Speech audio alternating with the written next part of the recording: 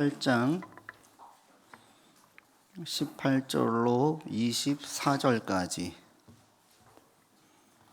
저랑 한 절씩 교독하겠습니다. 시몬이 사도들의 안수로 성령 받는 것을 보고 돈을 들여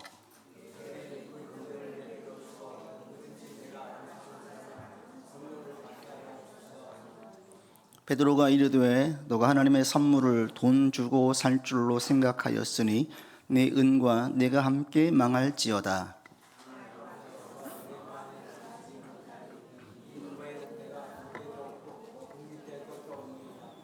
그러므로 너의 이 악함을 회개하고 주께 기도하라. 혹 마음에 품은 것을 사하여 주시리라.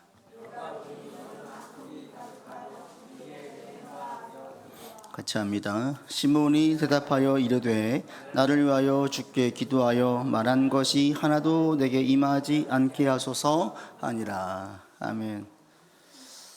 그 어느 달보다도 이번 5월달에 저는 참 바쁘게 보내고 있는데 공교롭게도 결혼식이 계속 토요일마다 있어서 다니고 있습니다. 어제도 결혼식을 다녀왔는데 어제 결혼식장도 너무나 좋더라고요. 고가 높고 그리고 그게 이제 새로운 곳은 떠오르는 곳이라고 하는데 아예 한 서너 시간을 자기네만 빌려서 쓰고 그 식사비도 아예 얼마를 내면 몇 명이 오든 상관이 없어요. 다 준비를 해주시는 거예요. 그래서 식사부터 커피까지 다 준비되어 있고 식은 또 야외에서 하고 실내에서는 식사할 수 있게 그리고 고가 높아가지고 시원하게 터져 있어서 아주 좋은 결혼식이었고 또 준비를 잘 했어요. 그리고 남사스러운 서로 사랑해 하고 막 이러면 결혼 오래되신 분들은 막 됐다 그러고 막 이제 그러시는 모습도 보면서 웃으면서 보내고 왔는데 결혼식을 아무리 준비하고 예쁘게 잘했다고 해도 그것이 곧 앞으로의 평생 살 가정을 행복하게 또 그리고 아름답게 만들 거라고 보장하고 확신한 사람은 아무도 없죠. 결혼식은 행복하고 건강한 가정, 아름다운 가정의 시작이지 완성이 아니잖아요. 아무리 준비를 잘하고 아무리 많은 분을 초대하고 또 많은 사람이 축하를 해줘도 그것은 행복하고 아름다운 가정의 출발이지 완성이 아니에요. 근데 그때부터가 시작이죠. 근데 신앙도 똑같습니다. 예수님을 믿고 은혜를 크게 받았어요. 예수를 믿었어요. 그리고 막 열심을 냈어요. 한 번의 열심, 또 여러 번의 열심, 또 어떤 행사를 준비할 때 행사를 성대하게 준비를 다 했어요. 온 힘을 다해서 다 했어요. 이게 이렇게 통해서 또 은혜도 받았어요. 그러면 그것이 신앙생활 앞으로 그 사람이 신앙생활을 잘 할 것이냐, 확신할 수 있고 보장할 수 있느냐? 아니라는 거죠. 그 출발이에요, 출발. 근데 이걸 오해하시는 분들이 있어요. 막 은혜를 받았으면 이제는 저 사람이 하나님께 복 받을 거야. 이제 시작이에요. 예수를 믿으면 그때부터가 시작이지. 그래서 우리가 좀 혼동스러운 게 예수님이 좀 새로운 피조물 되었다는 것이 마치 이제 이식을 받아서 완전히 새로워진 것인 양 생각하시는 분들이 있는데 아니에요. 그때부터가 진정한 영적인 싸움이죠. 그러니까 바울이 얘기한 것처럼 오라 나는 곤고한 사람이다. 내 마음에서 원하는 것과 내 육신이 원하는 게 다르다 이거예요. 마음으로는 성령의 법을, 그래서 육신으로는 율법의 법을 따른다는 거예요. 안 그러면 내가 계속 은혜 받을 때는 주의 말씀을 따르려고 하는데 또 내 육신으로는 육적인 걸 따르려고 한다는 거예요. 근데 내 안에서 싸움이 있는 거예요. 이게 우리 모든 그리스도인들에게 전부 다 있어요. 그리고 계속 있어요. 이걸 놓치면 저 사람이 은혜 받아가지고 교회 일 막 열심히 하고 있어. 봉사 다 하고 기도회 다 나오고 예배 다 드리면 이제 저 사람이 이제 은혜 가운데 있을 것 같아 라고 생각을 하면 안 되는 거예요. 1973년에 빌리그램 목사님이 여의도 평화 집회를 했어요. 그때에 어느 한 분이 성악적으로 담당 있고 총괄을 했고 지휘를 했어요. 그리고 이분이 빌리그램 목사님 눈에 들어가지고 목사님이 추천서를 써줘서 미국 신학교로 유학을 갔어요. 그 당시에 미국 가기 힘들잖아요. 1970년도에. 그래서 신학을 마치고 한국에 돌아왔어요. 이 사람이 누군지 아세요? 가수 조영남 씨예요. 지금 그 어머님이 권사님이에요. 완전히 하나님으로부터 멀어졌잖아요. 그 당시에 보면 대단히 열심히 있고 뜨겁고 이분이 뭐 소리는 타고났죠. 한양대 음대 수석으로 성악과 입학했다가 거기서 여자와 문제 생겨가지고 본인이 뭐 공개적으로 다 얘기했으니까 학교 관두고 반수해가지고 서울대 들어갔잖아요. 그러니까 타고났어요, 실력은. 그렇지만 그분이 은혜 받고 함께 있었고 신학까지 했었지만 그것이 그 사람의 건강한 그리스도의 삶을 다 보장해 주느냐? 아니라는 거예요. 오늘 본문에 나와 있는 주인공들은 시몬이 바로 그런 사람이거든요. 마술사 시몬. 이 사람이 사마리아, 북쪽 이스라엘의 수도가 사마리아인데 사마리아에서 꽤 이름이 알려진 마술사였어요. 이 당시의 마술은 지금의 마술과 다릅니다. 지금은 우리가 이 마술을 보면 유튜브에 많이 올라오잖아요. 손기술을 익히고 또 여러 장치를 사용해가지고 사람들 눈을 속여요. 그거 알고 있지만 그분이 얼마나 수고해서 그 기술을 익혔는지 알기 때문에 인정을 해주는 거예요. 근데 그게 그 사람의 특별한 능력이 있는 것이 아니라 어떠한 장치라든지 부단한 노력에 의해서 익힌 기술임을 알고 있어요. 그래서 인정을 해줘요. 그런데 이 당시에 이때의 마술사는 실질적인 일반 사람들과 다른 어떤 능력이 있었어요. 그게 어떤 경우에는 악령의 힘을 빌었다라고도 얘기하고 초자연적인 어떤 능력들이 나타났어요, 실질적으로. 그래서 그들 가운데 인정받았는데 이 성경에 오늘 본문에 나와 있는 마술사 시몬도 같은 힘을 가지고 있었어요. 그래서 이 사람이 자칭 큰 자라, 나는 당신들과 다른 자야. 그리고 사람들도 그를 큰 자로 인정하고 따랐어요. 근데 이곳에 초대교회 7 집사 중에 한 사람이 빌립 집사가 와서 전도하기 시작했어요. 교회가 핍박이 있고 스데반이 지난주 순교당했잖아요. 그게 흩어졌는데 빌립 집사가 이 사마리아에 와서 복음을 증거할 때 놀라운 일들이 막 일어나기 시작한 거예요. 여러분 7절 보십시오. 8장 7절 보시면 여러 표적이 나타나는데 같이 읽겠습니다. 많은 사람에게 붙었던 더러운 귀신들이 크게 소리를 지르며 나가고 또 많은 중풍병자와 못 걷는 사람들이 낫는 일들이 생겼어요. 귀신이 쫓겨나가고 마비가 돼가지고 걷지를 못하는데 이 사람들이 치유가 되어서 건강해지고 걷게 되어지고 이런 일들이 막 일어난 거예요. 그래서 이 시몬도 예수님을 믿게 됐어요. 빌립을 통해서.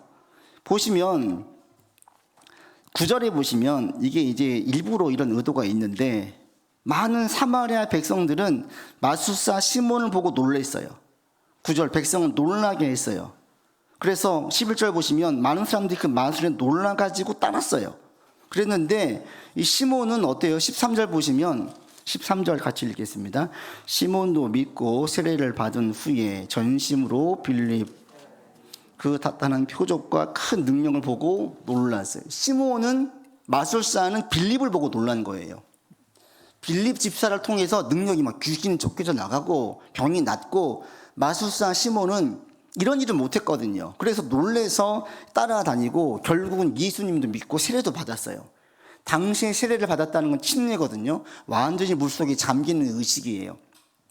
세례를 받아서 모든 사람들, 거기 사마리아에 사는 많은 사람들에게 큰 이슈가 됐을 거예요. 야, 시몬도 세례를 받았대. 이런 얘기가 분명히 나왔을 거예요. 왜? 이 시몬, 마술사 시몬은 그 도시에서 유력자였거든요. 그러니까 이 사람이 세례 받았다. 이것은 대단히 큰 이슈가 됐어요. 그런데 그 정도로 끝나는 것이 아니라 어떻게 하느냐? 이 시몬이 13절 보시면 전심으로 빌립 집사를 따라다니는 거예요. 이건 뭐냐면 빌립이 가는 곳마다 계속 수행하는 거예요. 누가 봐도 어때요? 와, 개과천선한 거죠. 예수님 믿고 완전히 사람이 바뀌었네. 이렇게 얘기할 수 있잖아요. 그런데 더 또 큰 놀라운 일이 생겼어요. 이 이방 땅에, 이방이라고 남유다 사람들은 여겼었는데 이 사마리아 사람들이 예수님 믿었다는 이야기를 듣고 본문에 보시면 베드로하고 요한이 찾아와요. 이곳을 찾아옵니다. 14절 보시면 확인을 했는데 그들 가운데 성령의 역사가 없는 걸 보고 이들에게 기도를 해줘요. 15절 보시면 같이 읽겠습니다. 그들이 내려가서 그들을 위하여 성령 받기를 기도하니까 16, 17절 이는 아직 한 사람에게도 성령 내리신 일이 없고 오직 주 예수의 이름으로 세례만 받을 뿐이더라. 이에 두 사도가 그들에게 안수함에 성령을 받아서 놀라운 일들이 일어난 거예요. 이 성령을 받았다는 게 뭐냐면 성령의 어떤 강한 임재를 경험한 거예요. 이 강한 임재를 경험한 걸 보고 이 눈이 휘둥그레진 시몬이 뭐라고 얘기하냐? 본문에 보겠습니다. 18절입니다. 시몬이 사도들의 안수로 성령 받는 것을 보고 돈을 들여 이르되 이 권능을 내게도 주어 누구든지 내가 안수하는 사람을 성령을 받게 하여 주십시오라고 간구했어요. 베드로와 요한을 통해서 성령의 강한 임재, 성령의 임재가 꼭 안수를 통해서만 일어나지 않습니다. 저도 이제 이런 경험을 한 적이 있는데, 제가 어떤 기도 모임 가운데에 늘 계속 기도하시던 목사님께서 안수해 주셨어요. 그랬더니만 그 자리가 난리가 났어요. 소위 정말. 저도 그 사도행전에 나와 있는 초대교회 강한 성령의 임재를 경험한 그 경험이 있었는데, 다 방언을 말하고 그날 거의 막 날새 가면서 서로 은혜 받은 것들 나누는데 시간이 끝나지를 않는 거예요.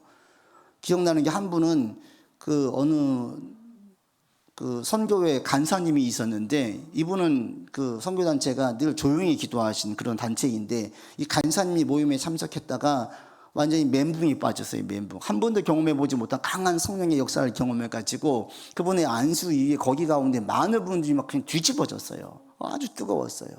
거기서 신학생들이 4명이 나오고 놀라운 일들이 일어났어요. 이렇게 안수를 통해서도 성령의 강한 임재가 경험되어질 수 있어요. 그런데 안수를 통해서만 있느냐? 아니에요. 그 베드로가 사도행전 10장에 보시면 말씀을 증거할 때 거기에 또 성령이 강하게 임재하고요. 또 여러 명이 모여서 기도할 때 그냥 그 자리에 성령의 강한 임재도 있어요. 그러니까 성령의 강한 임재라는 것은 꼭 안수를 통해서만 일어나지 않아요. 그런데 시몬은 처음 본 거예요.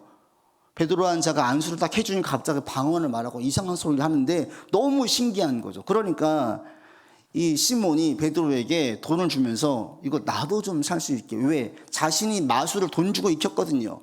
자신에게 이 기술을 좀 알려달라고 얘기한 거예요. 그랬을 때에 베드로가 아주 심하게 이를 책망하죠. 뭐라고 책망합니까? 여러분 18절 19절 보았는데 같이 봅시다. 20절 21절 읽겠습니다.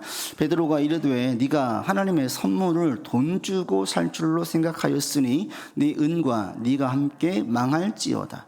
하나님 앞에서 내 마음이 바르지 못하니 이 도에는 내가 관계도 없고 분깃도 될 것도 없다라고 얘기했어요. 그러면서 이에게 22절 너의 악함을 회개해라. 23절 너는 악독이 가득하고 불의에 매여 있다. 이렇게 얘기를 해요. 시몬이 뭘 구했습니까? 당신에게 있는 능력을 내게도 주세요. 이게 악한 일입니까? 이게 잘못된 악독이에요? 그렇지 않잖아요. 그런데 베드로는 이것을 매우 큰 죄로 봤어요. 왜요? 이가 지금 원하는 게, 이가 지금 이 성령을 주는 능력을 원하는 게 왜 그렇습니까? 뭐라고 얘기합니까? 돈을 주면서 19절에 내가 안수하는 사람은 누구든지 당신처럼 능력이 나타나게 해주세요 였어요. 왜 그럴까요? 왜? 마술사 시몬이 원래 사람들에게 자칭 큰 자라고 여겼잖아요. 능력을 행사하고 영향력을 행사하면서 자신이 가는 곳마다 인정받는 사람이었는데, 자기보다 더 큰 능력을 가진 자 빌립 집사를 봤어요. 빌립 집사보다 더 큰 능력을 가진 자 베드로와 요한을 본 거예요. 그래서 그들에게 그 능력을 기술로 받고 싶어가지고 얘기했던 거죠. 왜? 자신도 사람들에게 더 큰 능력과 영향력이 있음을 알리고 싶어서, 이 욕망 때문에 달라고 얘기한 거예요. 그랬을 때에 베드로가 그 마음의 동기를 가지면서 그것은 악한 것이다라고 얘기하는 거죠. 그러니까 이 사람이 볼 때에는, 표면적으로 볼 때에는 열심히 따랐다니잖아요. 생업을 뒤로 하고 자신이 큰 자인데 더 큰 빌립 집사를 인정하면서 따라다녔어요. 이건 뭐냐면 나보다 더 큰 자임을 인정하는 거예요. 그러니까 예수님 믿고 세례도 받았어요. 저 사람이 이제 신앙생활 제대로 하나보다 라고 생각했는데 아니었던 거예요.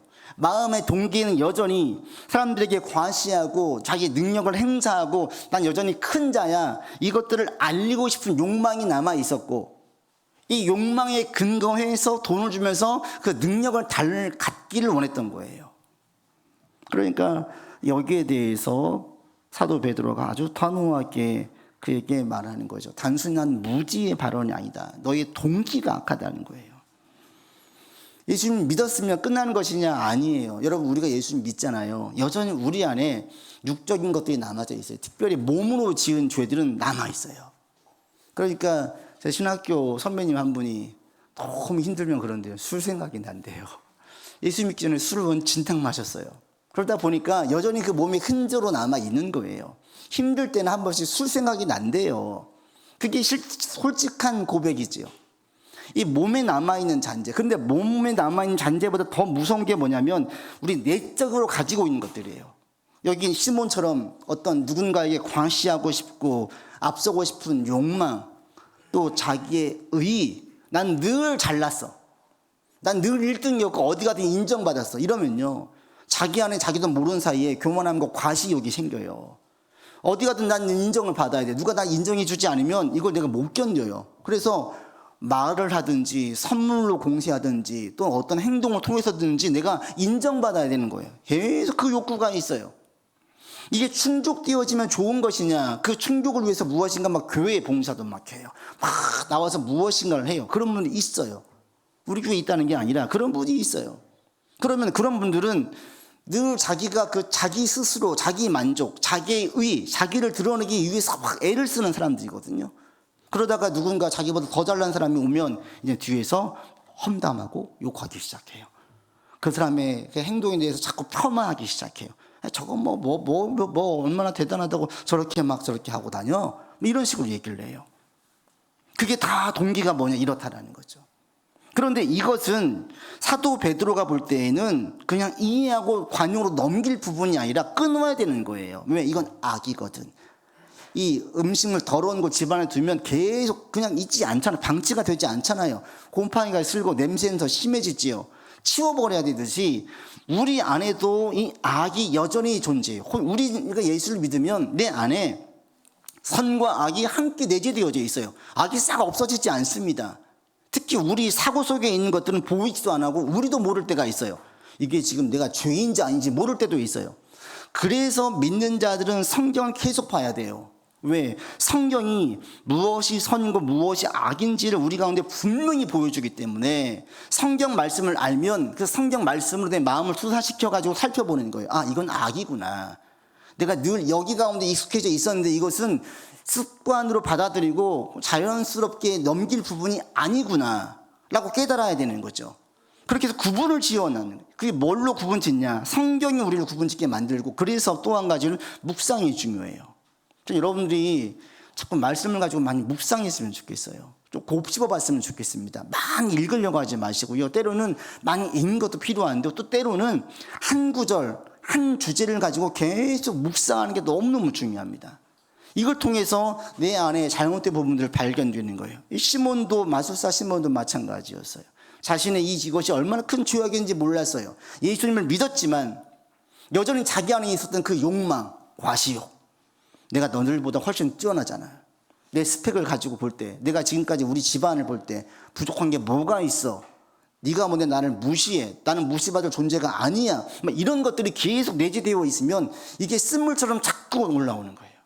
가시돋친 말로, 행동으로, 삐뚤어진 시각으로 막 나오기 시작하는 거예요. 그게 이제 결국은 자기를 힘들게 만들죠. 마술사 시몬도 이 사실을 몰랐어요. 그러나 베드로가 분명하게 집어주는 거죠. 그것은 악한 거다. 불의에 매여 있는 거다. 돌이켜야 되는 거예요. 그러니까 시몬이 이제 회개하는 거죠. 나를 위해 기도해 주셔서 그 벌이 내게 임하지 않게 해주십시오. 벌이 임할 죄라는 거예요. 예수 믿으면 끝이냐? 아니에요. 여러분, 이제부터 시작이에요. 그래서 여러분들 모두가 다 큐티를 하셨으면 좋겠어요. 매일매일 말씀 보고, 제가 매일 말씀 보내드리잖아요. 그걸 그냥 한번 읽고 끝내지 마시고 한번 깊게 생각해 보시는 거예요. 마음이 와닿았어요? 꼭 집어보세요. 때로는 그걸 가지고 일기도 써보세요. 어느 분은 영성 일기라고 얘기하는데 그런 거창한 말을 안 붙여도 그냥 말씀을 가지고 써보는 거예요. 이게 왜 나한테 감동을 주는지, 이게 내 삶에 비추어 볼 때 어떤 영향이 있는지 살펴보는 거예요. 자기 내면을 살피는 거예요. 그러면 내 안에 잔재되어져 있고 내재되어 있는 죄악된 잘못된 것들이 보이기 시작해요. 이것들 잘라내는 거예요. 이것은 내가 하는 거예요. 그러할 때에 건강한 그리스도인으로 서갈 수가 있습니다. 여러분 모두가 이런 건강한 그리스도인으로 설 수 있기를 바랍니다. 우리 안에 누구나 다 교만한 마음은 있습니다. 다 탐하는 마음도 있습니다.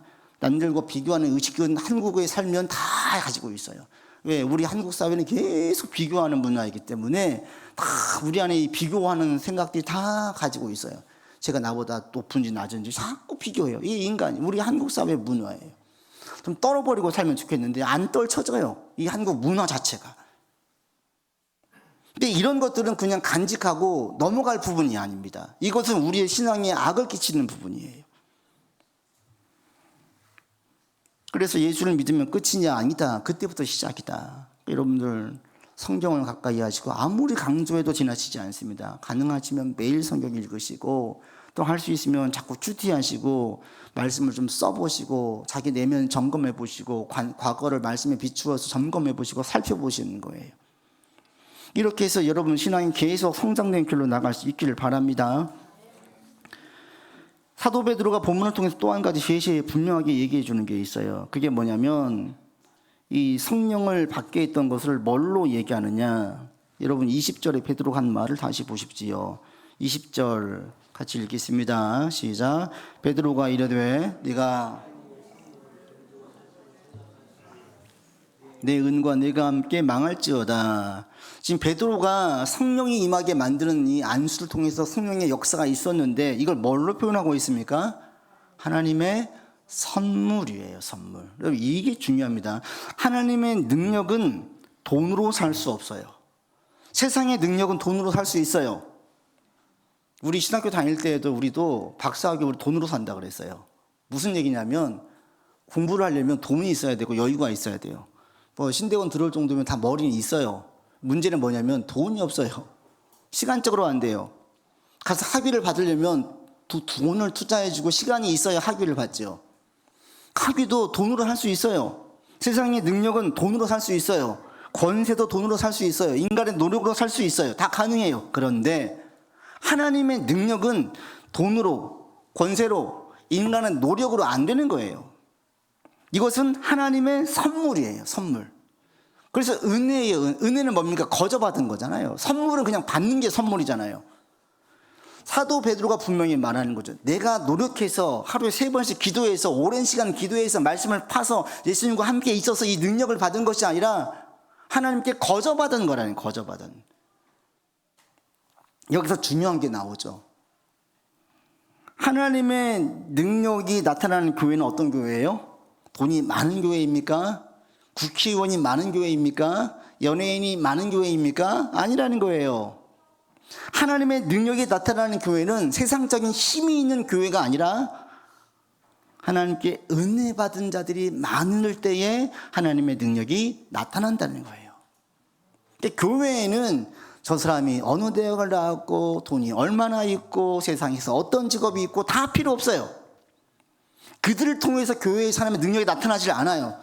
도리어 반대의 경우를 많이 보게 되어져요. 막 교회가 싸움 나고 법정 소송 가고 보세요. 다 서로 잘났다는 사람들끼리 싸우는 것이지요. 도리어 그들이 교회를 깨쳐요. 해악을 끼쳐요.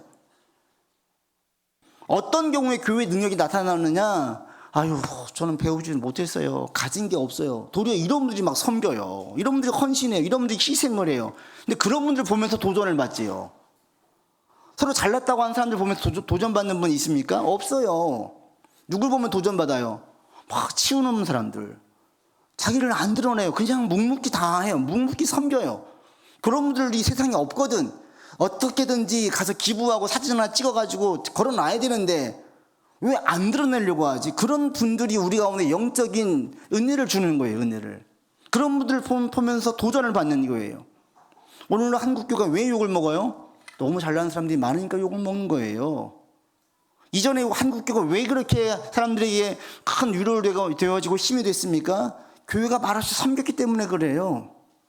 가난한 자들, 헐벗은 자들 구제하고 섬기는데 전혀 인색하지 않았어요. 교회에 성을 쌓지 않았어요. 다 퍼주고 끌어안는 것에 힘을 썼어요. 당연하게 여겼어요. 그것이 사람들에게 교회가 소금되고 빛대라고 고백을 받게 만들었고 하나님의 능력이 되게 만들었어요. 오늘도 마찬가지입니다. 어떤 교회가 능력 있는 교회예요? 세상에서 하이클래스에 있는 자들이 많은 교회가 능력 있는 교회가 아니에요. 하나님의 은혜를 입은 자들, 하나님의 능력을 덧입은 자들이 많은 교회가 하나님의 역사가 있는 교회예요. 저는 우리 교회가 이런 교회 되기를 바랍니다. 여러분 모두가 다 하나님의 은혜를 경험한 자들 되기를 바랍니다. 그래서 이 은혜를 얘기를 꺼내면 가장 본질로 가요. 하나님께로부터 하나님을 수단으로 삼을 것이냐, 하나님 자체를 좋아할 것이냐.